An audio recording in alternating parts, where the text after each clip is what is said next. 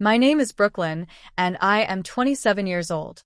I never imagined that the most humiliating moment of my life would happen under crystal chandeliers. With white roses lining the aisle and soft music floating through the air, my sister's wedding was supposed to be a celebration, a day where family meant something sacred. Instead, it became the day I learned exactly where I stood in my own bloodline. I stood near the back of the reception hall, smoothing the simple blue dress I'd bought on sale, watching guests laugh and clink glasses. I had come alone, like always. No partner, no arm to hold, no shield. I told myself it didn't matter. I told myself I was strong enough to sit through one evening. From the moment I arrived, I could feel the looks, the sideways glances, the whispered comments I pretended not to hear. Everyone in my family knew my story. They knew I was a single mother.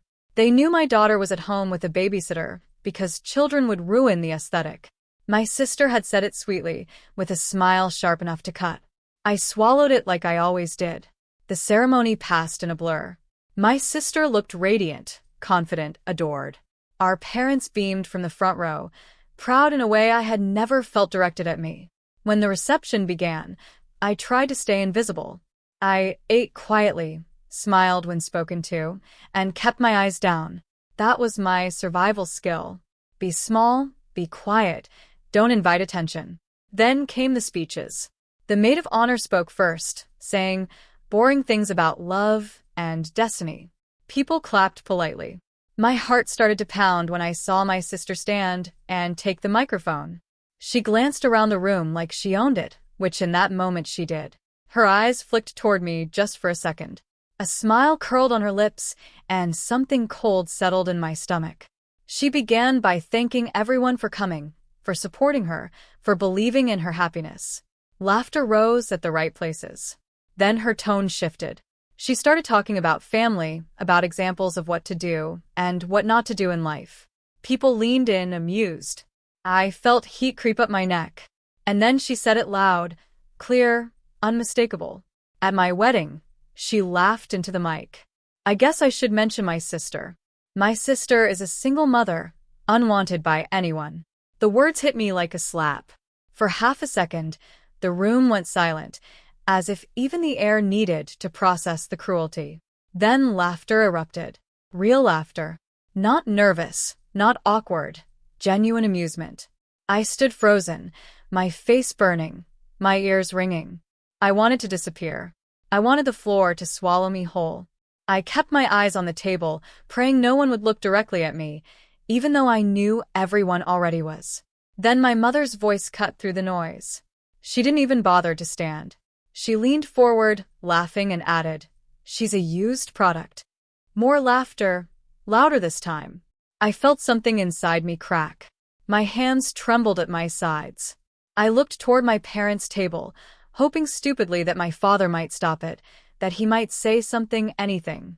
Instead, he covered his mouth, trying to stifle a chuckle, his shoulders shaking as if this was the best joke he'd heard all night. In that moment, the words from the screen behind them felt like they were being branded onto my chest. At my sister's wedding, she mocked me in her speech. That was no longer just a sentence. It was my reality. I could feel every year of being second best. Every reminder that I was a disappointment piling on top of me. Every time my parents compared me to my sister. Every time they said I'd ruined my life. Every holiday where I was tolerated, not welcomed. My sister continued speaking, basking in the laughter. She joked about how some people end up alone for a reason. She didn't say my name again. She didn't have to. Everyone knew. I stared at my glass of water, watching my reflection tremble. I thought about my daughter, about the way she smiles when she sees me, about the nights I stayed up working, studying, surviving so she'd never feel unwanted.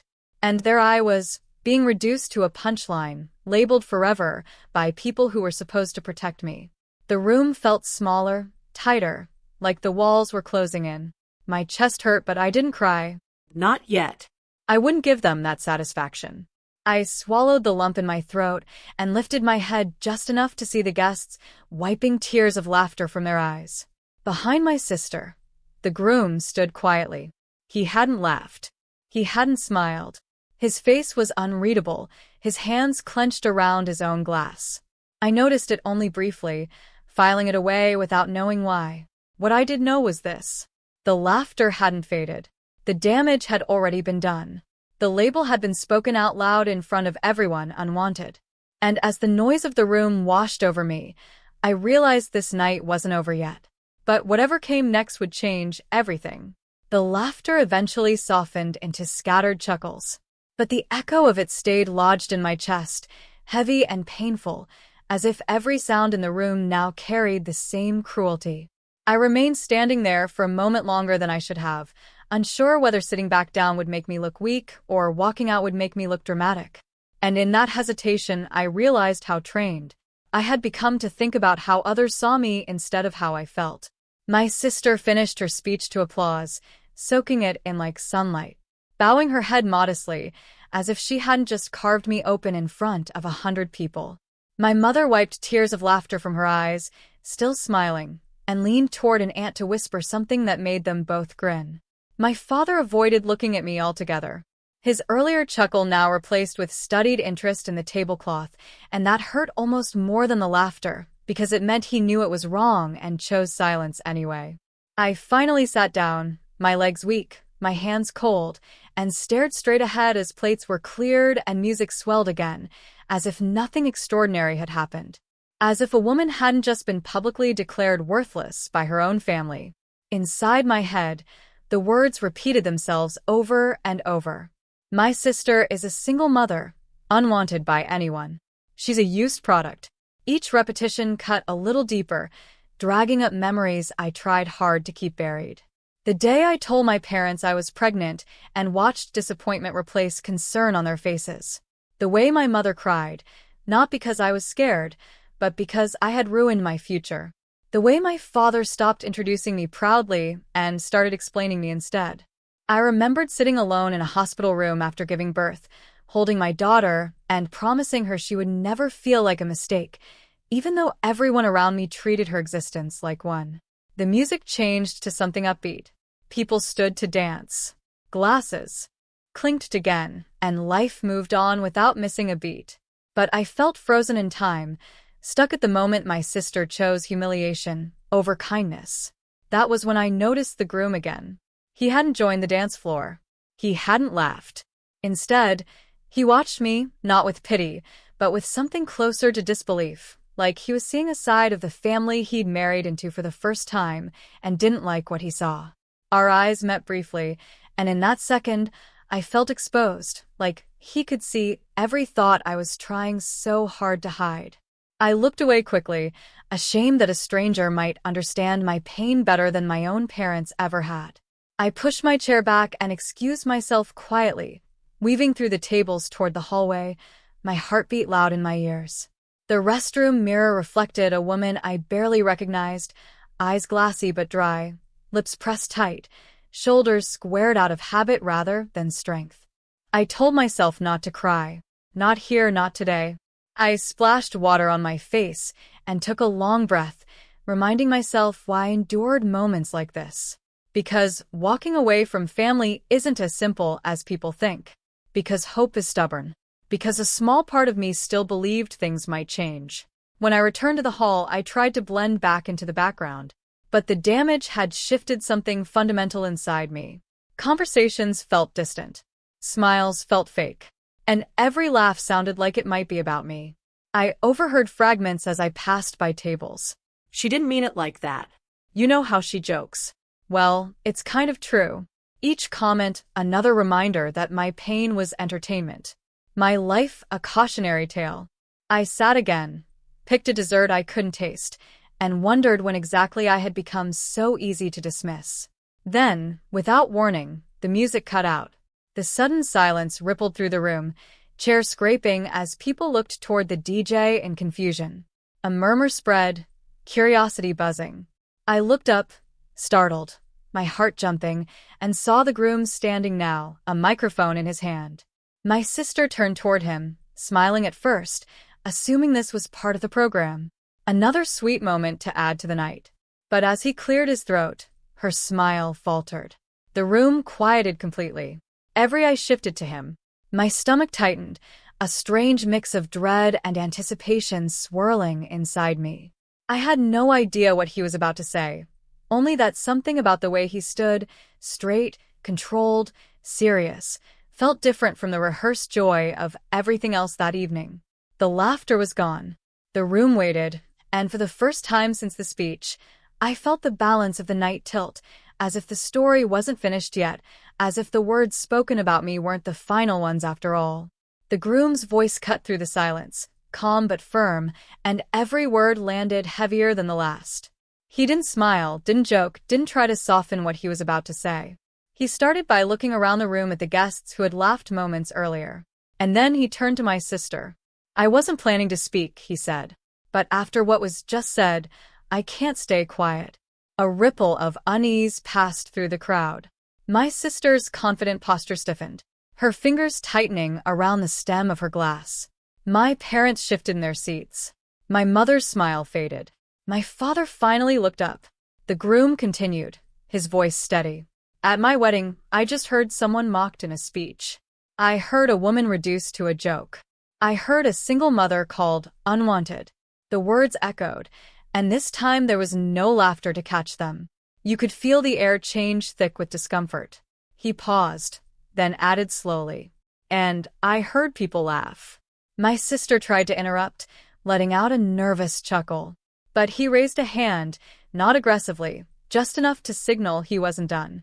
"The room laughed," he said, and then looking directly at my parents' table, and some even added to it. My mother's face went pale. My father's hand dropped from his mouth. No one moved. No one spoke. He went on, "I want to be very clear about something tonight. A woman who raises a child on her own is not unwanted. She is strong. She is responsible. She is doing what many people in this room would never have the courage to do." My chest tightened, my breath catching for a moment I hadn't prepared for. I felt eyes turning toward me again, but this time the looks were different. Confused, thoughtful, uncomfortable. The groom turned slightly, his gaze finding mine. "Brooklyn," he said, saying my name out loud clearly, respectfully. My heart skipped. "You were insulted tonight. You were disrespected, and that says nothing about your worth, but it says everything about the people who laughed." A sharp silence followed. The sentence felt like a door slamming shut on years of quiet humiliation. My sister's face flushed red.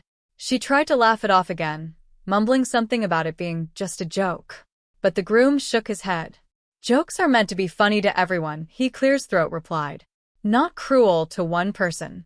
He took a breath, then delivered the words that froze the room exactly, like the line on that screen promised.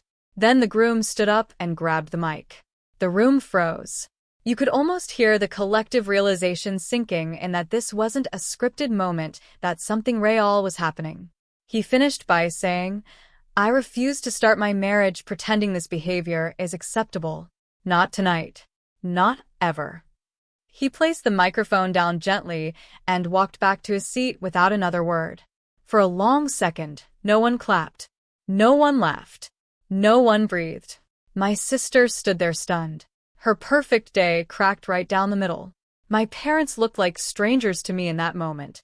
Small, exposed, stripped of the authority they'd always held over my sense of self.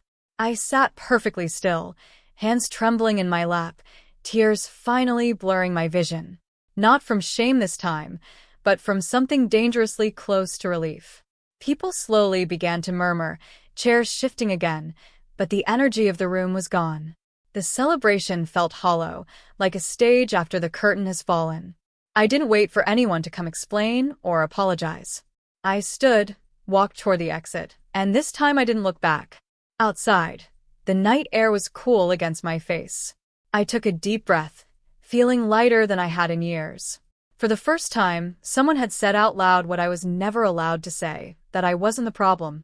That being a single mother didn't make me broken, unwanted, or disposable. My phone buzzed in my hand. A message from the babysitter.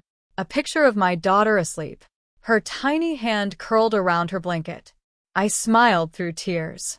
I knew then that no laughter, no label, no cruel speech could ever define me again.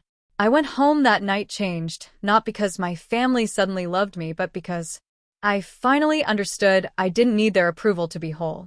If this story moved you, if you believe strength can come from the deepest, humiliation and dignity can rise even when others try to bury it, then don't forget to subscribe to the channel because more powerful, real, and unforgettable stories like this are coming, and you won't want to miss what happens next.